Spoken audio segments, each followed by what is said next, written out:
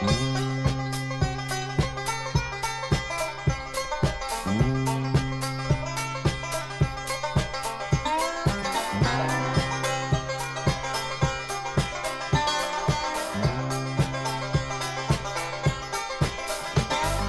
left me for a fry cook, one just up and ran. One left me at a truck stop for a traveling man. One left me on a Greyhound way up in Portland. Hello, this is Lee Schmidt. Do you recall the name of the hospital that you were born in? I wasn't born in a hospital. No. Were you born at home? Yeah. Yeah. And the doctor came out a couple days later. So who helped deliver you? My sister, Oh. And how much older was she than you? 23, 24. Okay. So she was a lot older than you. Yeah. How many brothers and sisters do you have? 7 and 8. Wow. 7 brothers and 8 sisters? One sister. Oh, and one sister.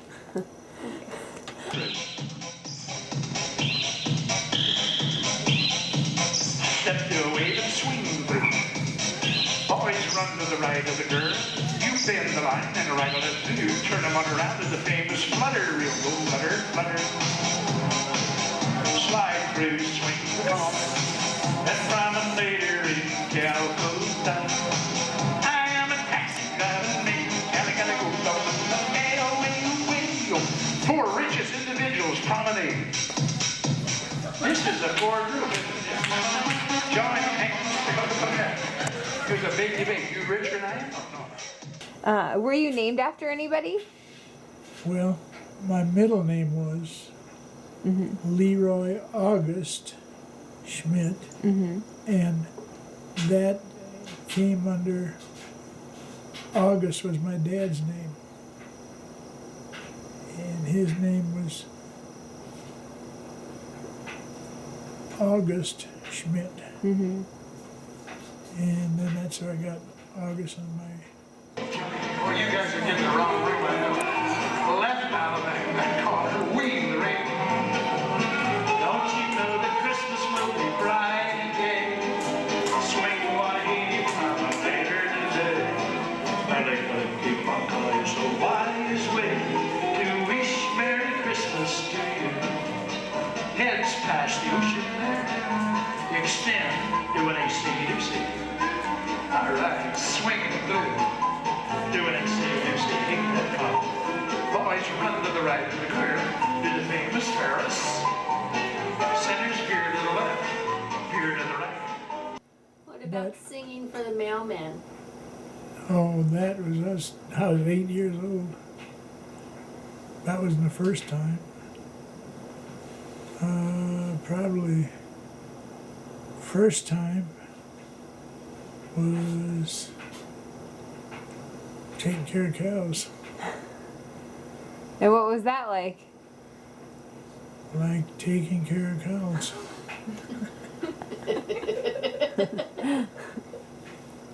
I was probably about 5, 6 years old. Well, maybe not. I probably was 4 or 5 years old. And I used to get the cows up from the barn and put them in the corral and stay out of their way. And when they decided I was okay, and then they'd come up. But I had an old Jersey cow I used to milk all the time. That was fun. So much fun that I quit doing it. When did you leave the farm? 12 years old. Probably a little later. I started stumbling to school when it was snowing. And I don't know, it was, I started doing chores when I was 10 years old. You know what chores are? Yes, I know what chores are. Milking that Guernsey, I remember that. parents doing her milking that Jersey, and taking care of the pigs, gathering eggs, regular chores. And I didn't do that till I was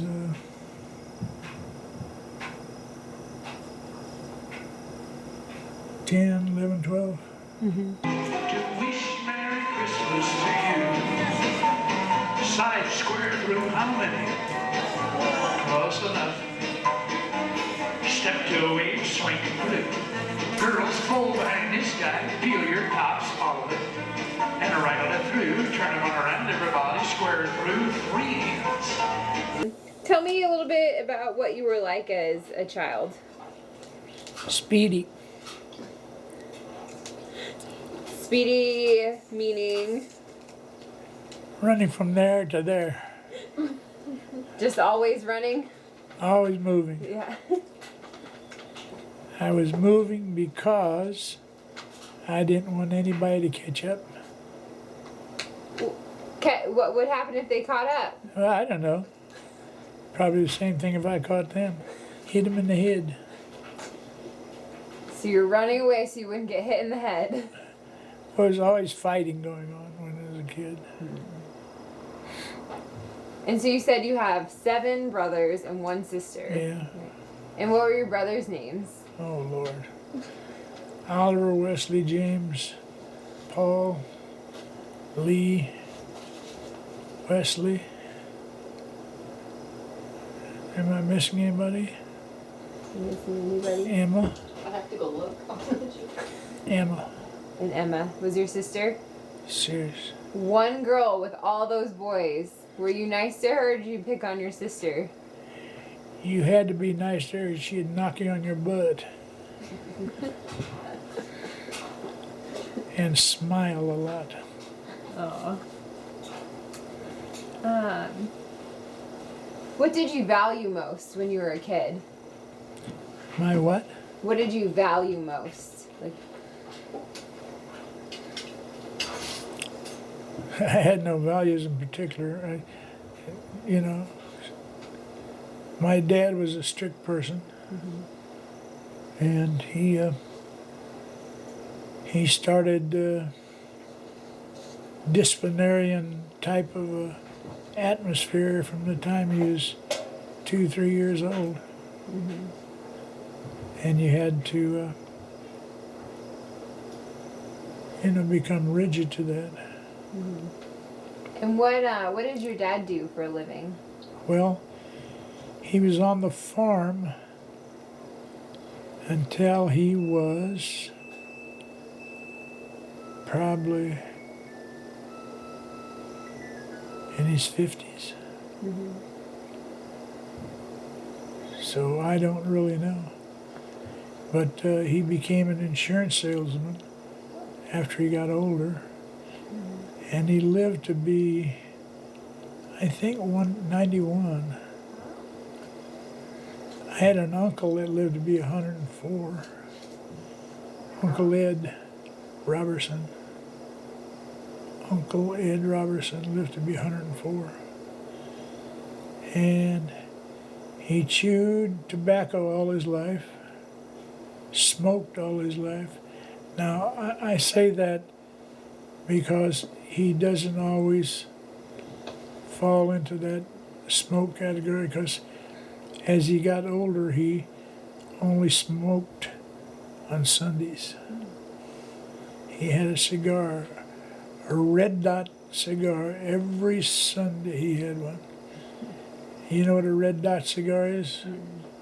It's a smoking thing. And you hold that in your mouth after church. And everybody went to church, unless you had a cow giving a calf or something. Then you put one of the guys stayed home, brothers, whatever. And I had those little dingle-dangles that you hang on in your church thing. And if you missed one, you didn't get a dingle-dangle. And as long as you got a dingle-dangle, you got a a little ribbon, and I must have had 50 of them, 25 maybe, I don't know exactly. And what else?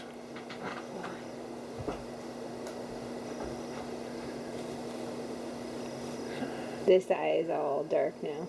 All right, we're good. Very good. You got some good eyes. We have to see them.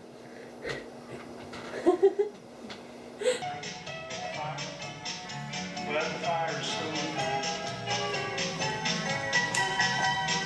Place to go.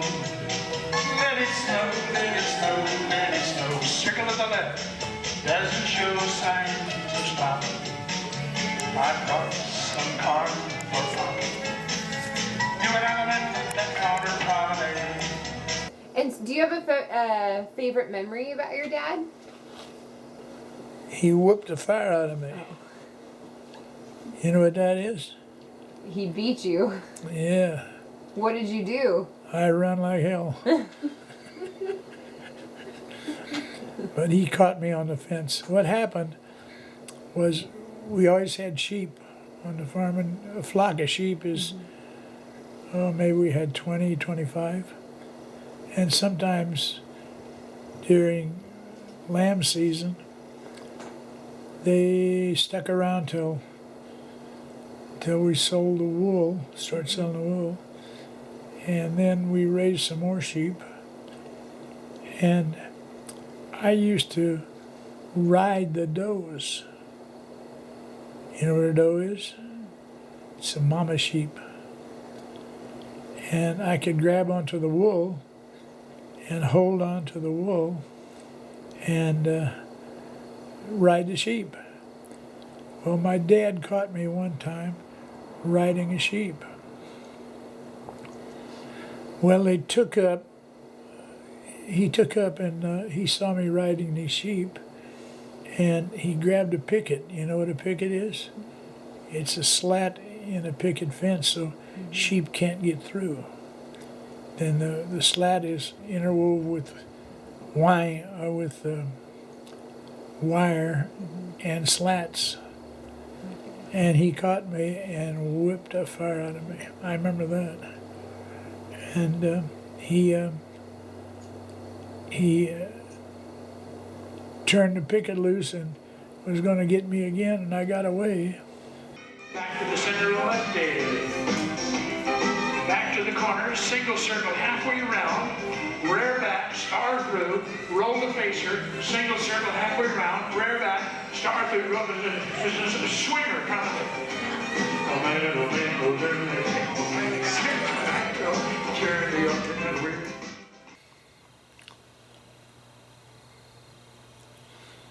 I didn't know, but I met a lot of people all over the world.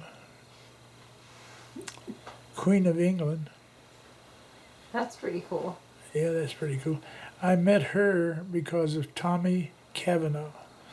Tommy Cavanaugh and I recorded for Hi-Hat for I don't know how many years. I recorded for Hi-Hat for 23 years. This is a square dance label. And I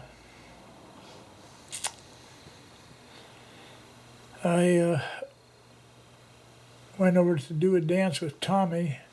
Now he had dancers on his own, and he went into England, and he always taught the Queen how to square dance. And she would have a dance maybe once every 3 months, but she would have her whole court lined up. In her court. Oh, Lord. And she had every one of her staff out there dancing. Wow. And she would take them out to the court, and we would teach them how to dance. And they, not always the first time, but like second or third time, sometime they would get the whole staff out there. And by that time, sometime Tommy Cavanaugh would have them doing do-sa-do seesaw, head square through, 4 hands, and make a right-hand star, back to the center, make a left-hand star. Back to the outside, make a right-hand star, come back to the center, square through, 3 hands, 4 hands sometimes. I forgot. And you'd go to the side, swing the corner, all polished, and back to the corner, and that thing's falling off. Back to the corner, swing, promenader back home. But I went over there several times. Several, maybe 3 at the most, 2 or 3.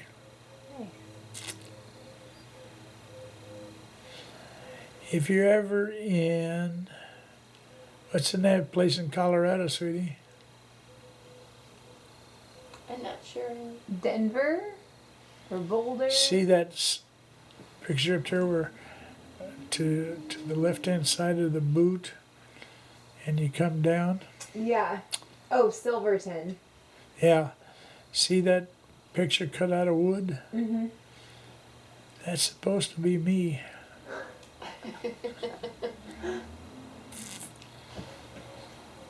But they cut it out of a big hunk of wood. And some guy brought pictures down. It does look like you. Yeah, it does.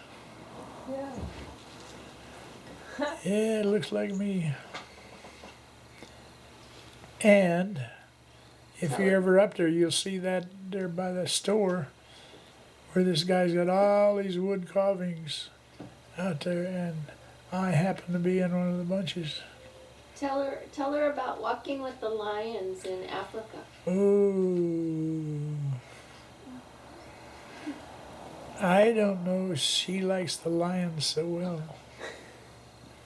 Your dog kind of looks like a lion. Square dancers to Africa, and one of the excursions was called the Lion Encounter, and it was like 8 of us went with 3 adolescent male Guides. lions on a 50-minute walk, and Lee was the first one to hold the lion's tail. Oh my gosh. Well, see, the whole idea of this, these guides came up that we had. I think we had 3 guides, didn't we? Quite a few. And they,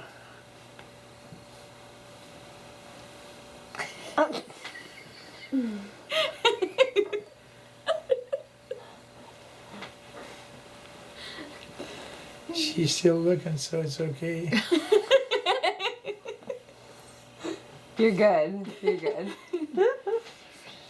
Anyway, we went up to the lions who they're training to put back in the pack. Mm-hmm. And they really were not adjusted to people. So the guy, No, they were, honey. They were orphaned when they were little, yeah, well, but they they were wanted them 15 to. years old, that's little. They were 15 years old. How old were They were they? 8. They were half grown. They were 180 pounds. Oh. And That's not little. they were probably about 14 months or something like that. Once they became 18 months old, they wouldn't let them walk with humans anymore. Oh. Because they allowed them, even though they were raised by humans, they allowed them to act like lions. So if they came upon a warthog or a springbok or a gazelle, they could hunt it. They would allow them to hunt it. Oh, I can't reach my thing. And they wanted them to, Which one do you want? This one. This one? Okay. The pineapple juice. See it? yeah, eventually they wanted them to have their own pride in an enclosed area, and then they were going to re-release their young into the wild. Oh, okay. That's what they were going to do. Well, going back just a step, these guides came up and they says, now when you go out there and you mingle with lions or touch them, don't be afraid. Don't be scared at all, because if you're scared, the lions will pick that up. And so they were standing around chawing each other. You go first, you go first, you go first. And I finally decided I'll go first. So, thank you. So I snuck out there and grabbed one of those lion's tail. And the first few times it wasn't too bad, but they turned around and looked at you kind of weird with their eyes, and also they flipped their tail. And the guy says, if they flip their tail, don't be afraid. Just go on, just get a hold of that tail and just walk with the lions. Now they had one dominating lion in there, and you couldn't touch that lion. Or you couldn't walk with it, or you couldn't do anything to let the lion know that you're there. And if you do, don't be afraid. Because if you're afraid, he'll know that. Well, we walked with him, but we weren't allowed to touch him, and we were supposed to stay out of his way, pretty much. Yeah. But I finally got a hold of one's tail, Mm-hmm. and we started walking, and then everybody got brave. Wow.